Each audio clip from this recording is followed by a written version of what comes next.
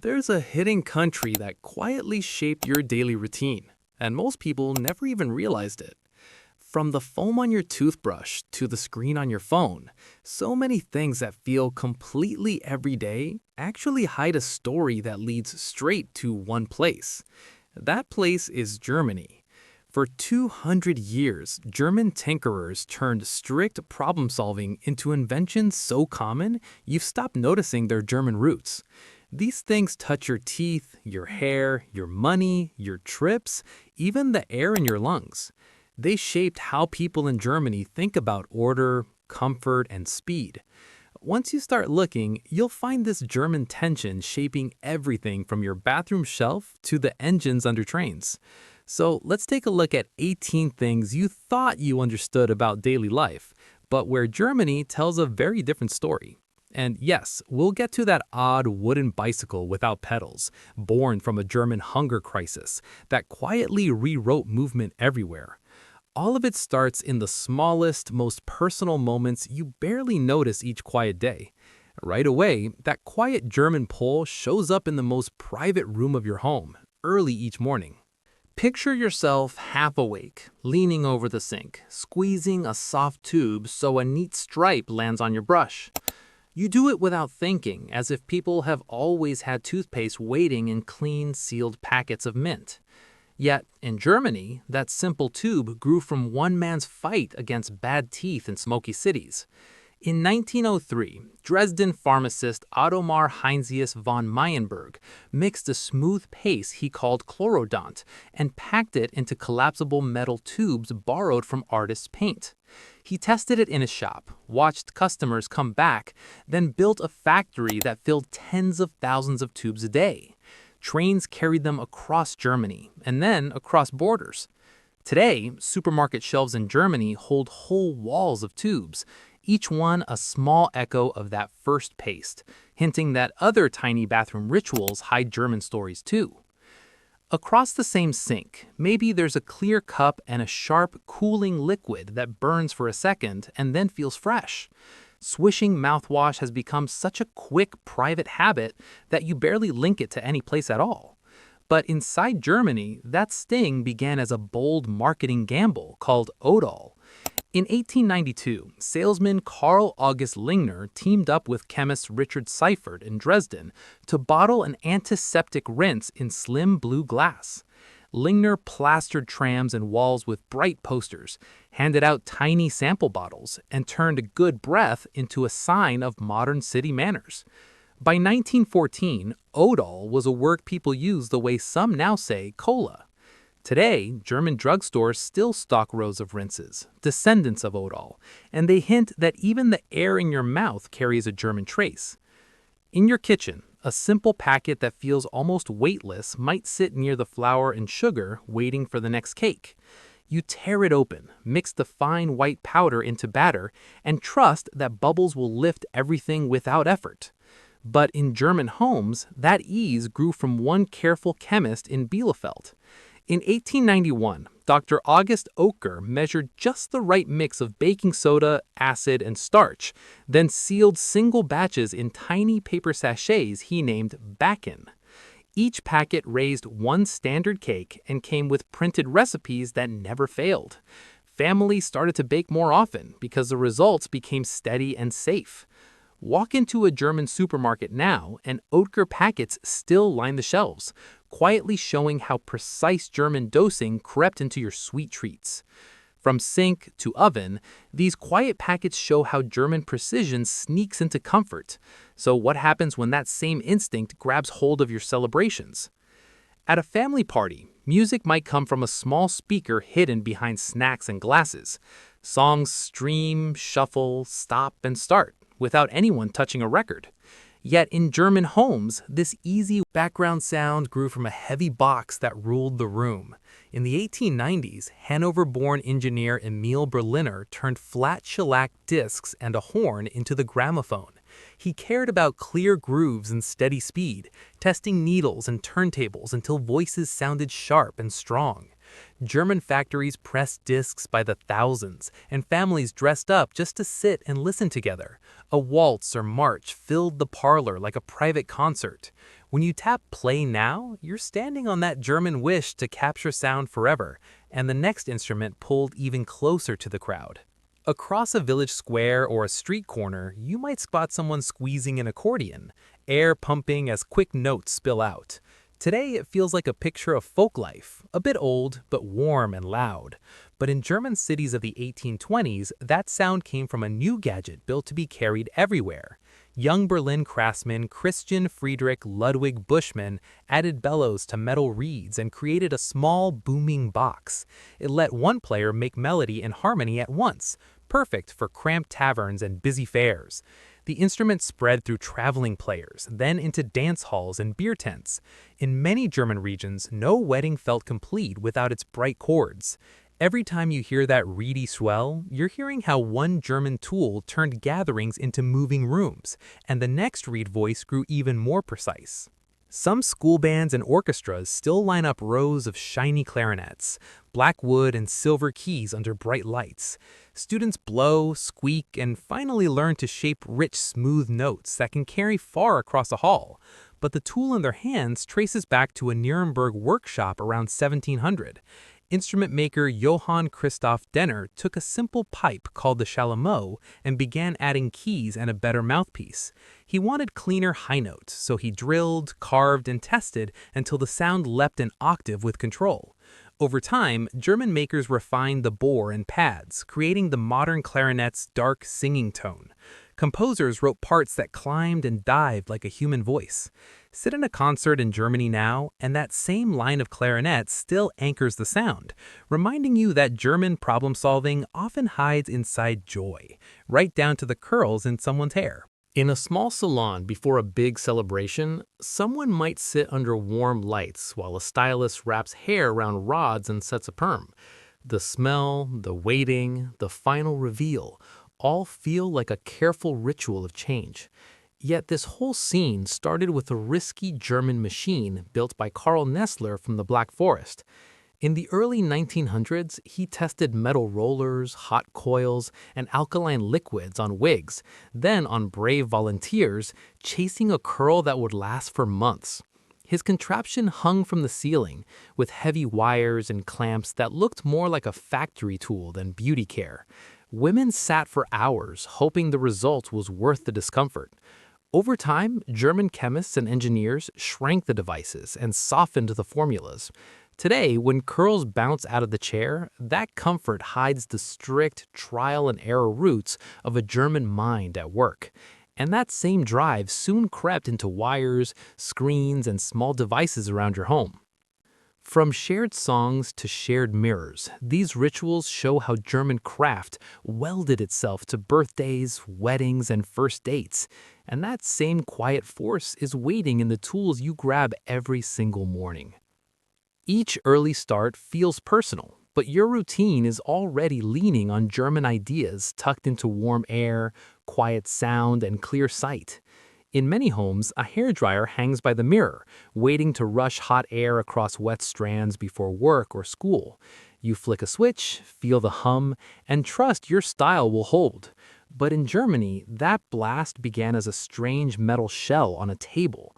Around 1900, engineer Franz Suter built one of the first powered dryers, and the company AEG turned the idea into a product they called the phone. It was heavy, loud, and far from safe by today's standards, yet salons in Berlin lined clients up under its warm flow. Handheld models came later, shrinking with each new motor design. Now, German stores sell sleek dryers that seem ordinary, but every morning rush of air carries that early German push to tame heat, hinting that other small helpers hide the same roots. Inside your pocket or bag, tiny music might play straight into your ears as you walk. A simple MP3 file holds hours of songs, podcasts, and stories, all shrunk into numbers. But in German labs, that shrinking began as a puzzle.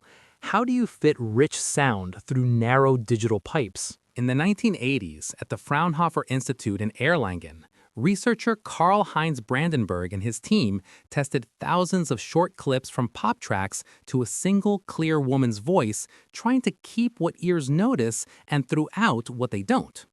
They built the MP3 standard step by step, then watched as it spread onto players and phones worldwide. When you tap shuffle today, you ride on that German habit of careful listening and brutal compression. And the same habit soon turned to solving a softer, more intimate problem right on the surface of the eye. On your face, two thin circles might rest so gently that you forget they exist until night. Contact lenses turned thick glasses into a choice, not a rule. Yet over a century ago in Kiel, German student August Müller didn't have such comfort. His eyesight was so poor that he could barely see the board in class. He read about glass shells placed on eyes and decided to build his own. Grinding lenses by hand, he made heavy, large pieces that covered the whole front of the eye. They were hard, they hurt, and he could wear them only for short times, but they worked. Later makers across Europe refined the idea into smaller, safer, softer forms. Walk through a German city now, and countless people look out through invisible lenses, never knowing about Müller's stubborn experiments. And that same drive to improve vision soon widened to the machines and systems that move whole crowds. From dryers to music to sight, these quiet tools show German problem-solving sitting right on your body. But what happens when that mindset jumps off your skin and into the world around you? Now the story leaves the bathroom mirror and slips into the machines and codes that quietly steer whole days around you. All day long, your eyes fall on flat, glowing panels. The phone in your hand, the monitor on your desk, the tiny watch on your wrist. Those smooth images feel like pure software. Yet the liquid crystal display sat in German notebooks long before it reached pockets. In the late 1800s, physicist Otto Lehmann in Karlsruhe studied strange substances that float like liquid but formed crystal patterns. He drew them, measured them, and named them liquid crystals. Decades later, German researcher Wolfgang Helffrich helped turn those odd phases into switchable films that could twist light with a small electric field. That idea became the heart of thin LCDs.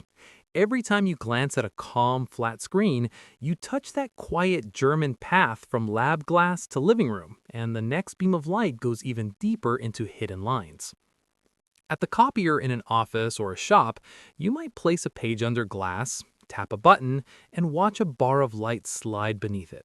A few seconds later, a perfect copy or digital file appears as if by magic.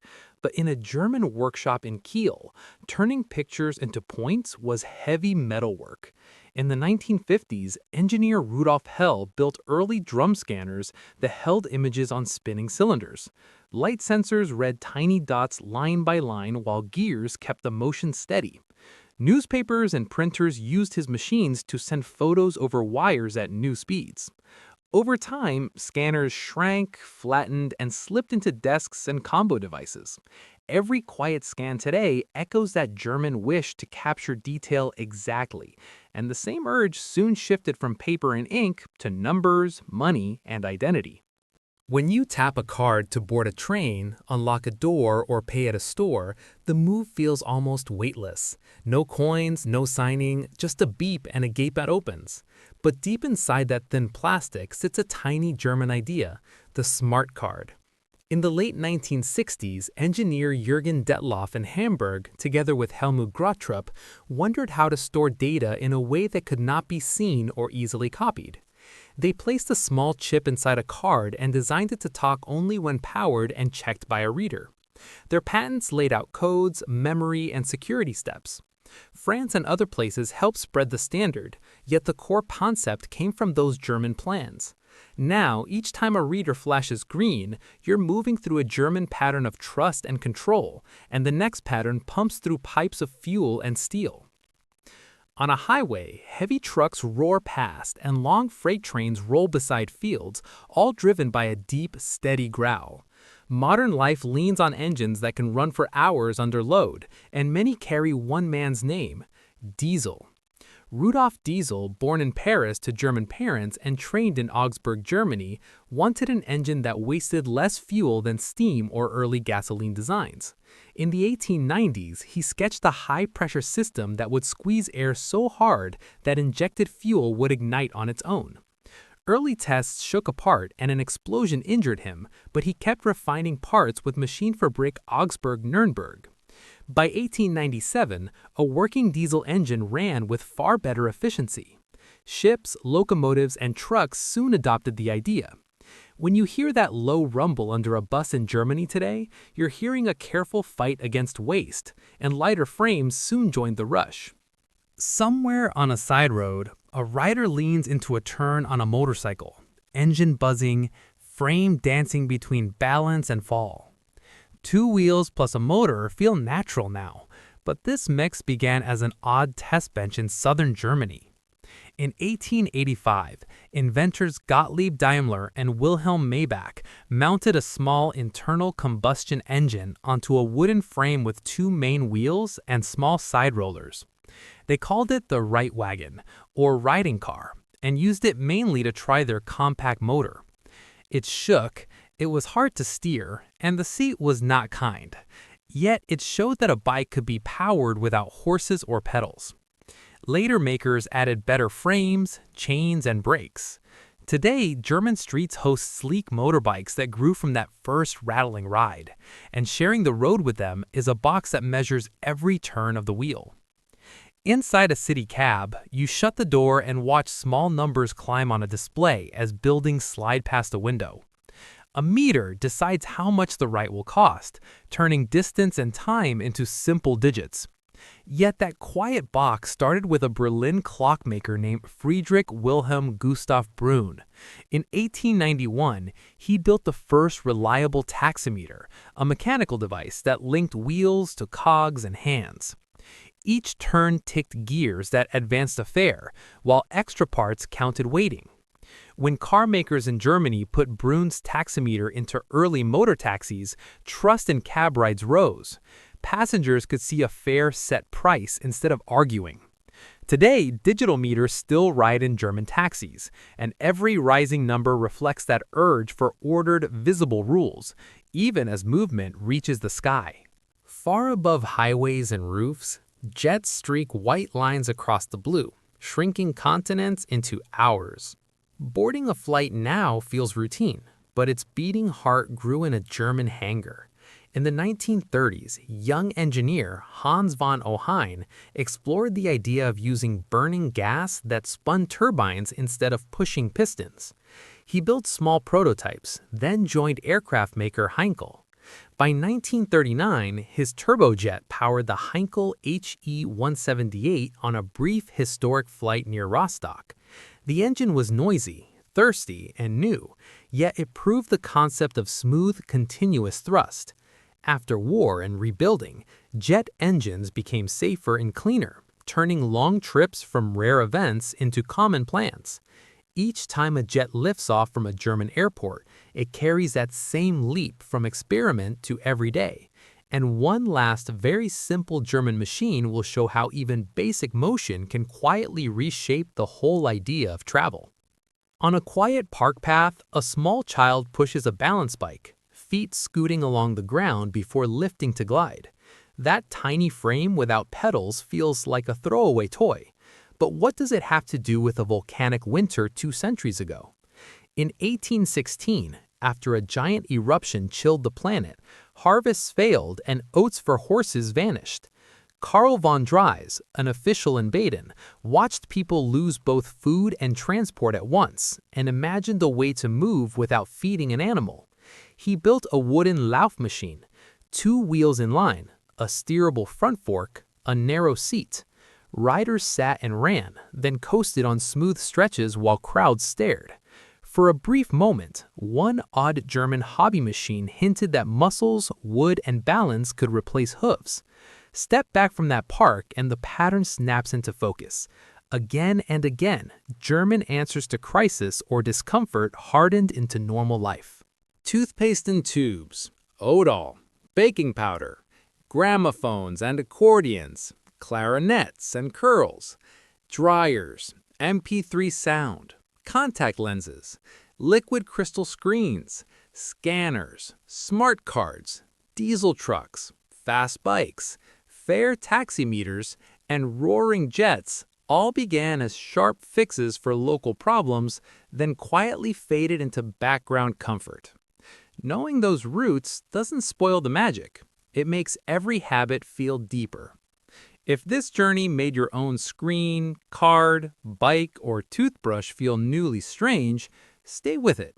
Subscribe, like, and turn on notifications so you don't miss the next hidden German thread. Each story will unwrap another quiet link between daily routines and the restless minds who shape them. Keep watching to see Germany hiding inside the things you touch.